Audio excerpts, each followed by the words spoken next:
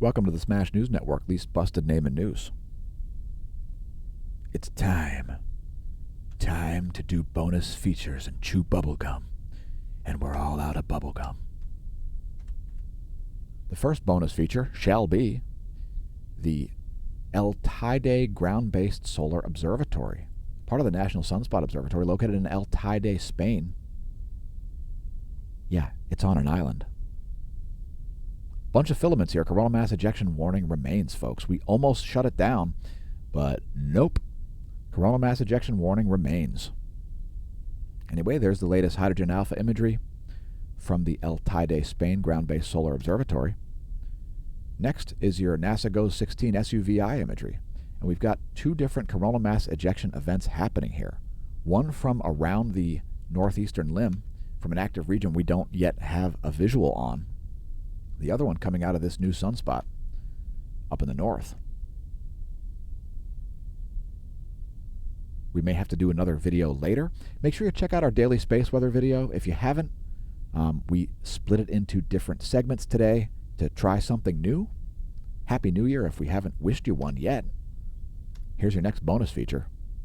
It's the colorized magnetogram and solar intensity grams latest.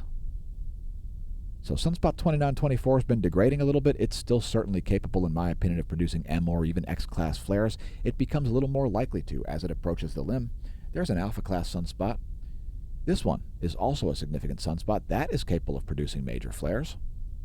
It's beta-class. It's got two competing polarity umbrae. That one there might be a beta-class too. It looks like it's developing a trailing umbra. And in the north, two new sunspot groups forming up there. We can expect a precipitous uptick in the radio flux. I think the sun took off yesterday. Perhaps because we took off yesterday. Anyway, there are the magnetic fields. It's the colorized magnetogram from the SDO. So likelihood of solar flares goes way up. The radio flux will increase as well. I was incorrect about my radio flux forecast 2 days ago, and I'm the first to admit when I'm incorrect because I don't do things like idiotically try to gas people online and double down on my mistakes. We'll close things out with some additional bonus features here. It's my personal favorite wavelength, 171 angstroms from the SDO.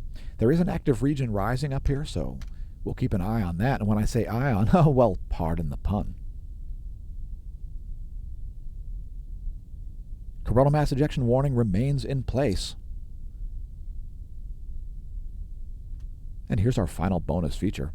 This is 94 angstroms, one of the best wavelengths to view solar flares. Don't be surprised to see this light up, as we are expecting some activity increases. So solar flare warning, coronal mass ejection warning are in place.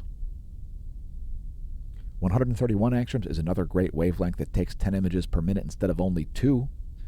That is 94 and 131 angstroms from the SDO take 10 images per minute. They're specifically designed to view coronal mass ejections.